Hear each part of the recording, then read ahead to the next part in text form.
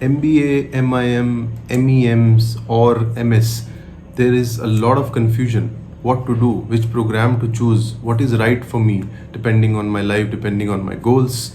So I'm going to help you in clearing all your doubts and confusion that who should aim for which program. So hi everyone, my name is Rohit Jha and I have a corporate experience of around 13 years. Post that I've started my own firm and it's been almost close to 5 years. We have helped hundreds of applicants to get through a variety of programs. All of these programs which I mentioned, and through these videos I just try to share my opinions and experiences, whatever I have seen, I've developed over the period of time, so that you can take better and informed decisions in your application process. So let's talk about this video. Let's talk about program by program. So let's start with MS programs. Now, who should go for MS programs? Now, before even I start the MS programs, I will recommend is first you think about your personal goal, that what exactly or why you want to go abroad, why you want to do these programs. You want to settle down in that country, you want strong technical expertise, you want to come back, or you want a great management degree from Ivy Leagues or something like that, and then you want to come back, or you just want to stay there, or you just want to immigrate to a new country, depending on your requirements. So think about it. First, think about your personal goals, long-term plan, and then narrow down your course, country, and rest of the stuff. Now let's talk about the programs quickly. So first is MS. Now technically, if you want, maybe you're very sound fundamentally in terms of your technical knowledge in any specific domain, you are very much interested in doing research, or maybe further pursuing a PhD in a specific domain. You're very clear, for example, you love computer science and you want to take it forward. You don't want to get into anything else. So maybe you can go for an MS computers, further followed by a PhD in computer science, and then of course there will be a lot of opportunities for you. So it is purely technical, fundamentally sound. If you're very strong quantitatively, you like logics, algorithms, computers, go for this. So most of the MS programs are designed like that. If you want to excel in your technical domain and you see a career in that in the next 5 to 10 years, you want to build some expertise in that, then go for the MS programs. Now, who can go?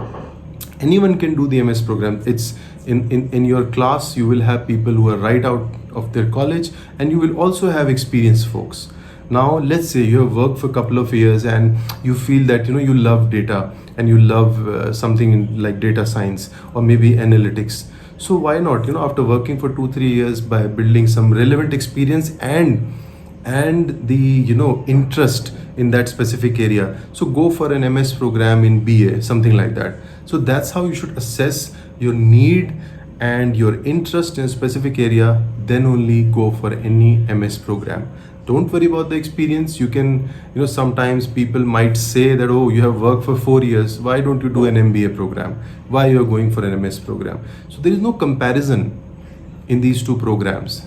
As I said, if you love something, love some domain within your engineering or within your discipline, do and go great research, do a great research out of it, pursue all the degrees, and you will definitely be an expert in your own field. So that's how the MS programs are designed, and they look for such people.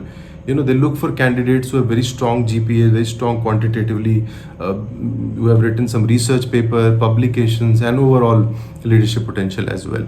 So that's how schools will assess you. So that's about MS. Now the next is MEMs. It's called Masters in Engineering Management.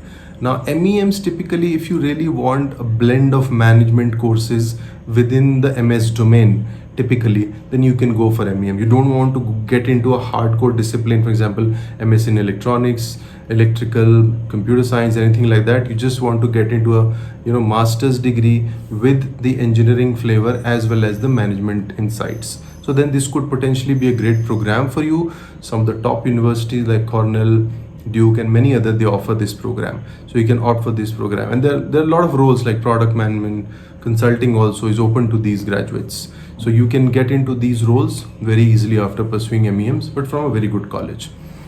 So this is a slight difference between MS and I would say MEMs.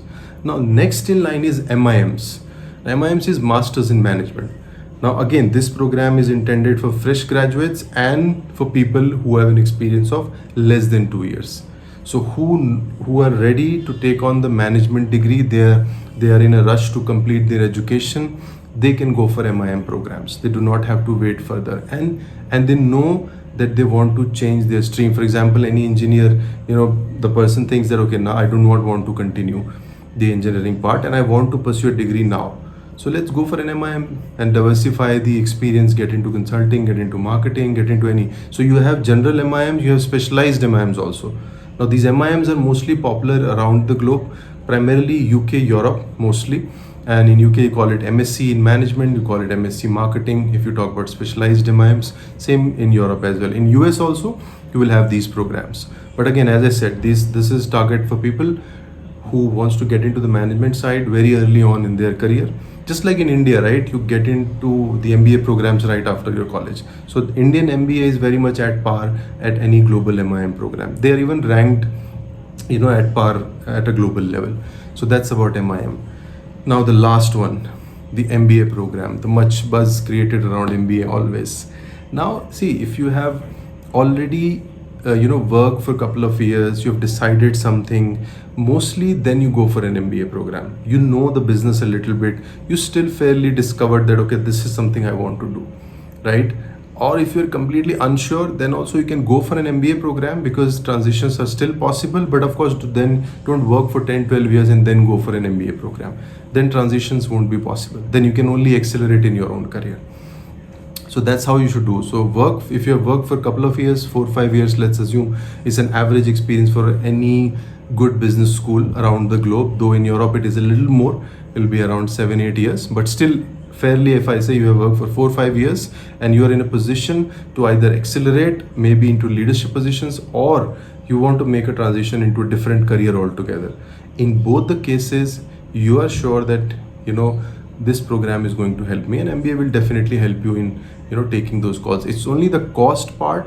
So MBA is a little expensive as compared to the master level programs, but even the ROI, if you talk about, or if you talk about the recruitments, everything is different as compared to any master program. Many people ask me that, what is should I do an MBA or MIM? Should I do an MBA or MS? So there is no comparison. Do not even compare these programs. The first three which I talked about, in those three you can compare. So you can compare your MS programs with MEM programs or maybe an MIM programs, and it's not comparable to an MBA program, right?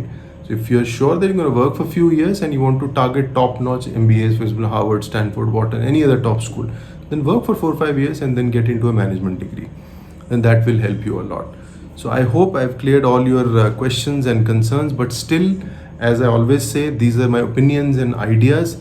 If you want a personalized decision that, okay, Rohit, just tell us what should I do based on my profile, you can always reach out to me, connect with me. I'm available everywhere. Maybe drop your message or just connect directly with me. My number is in the comments.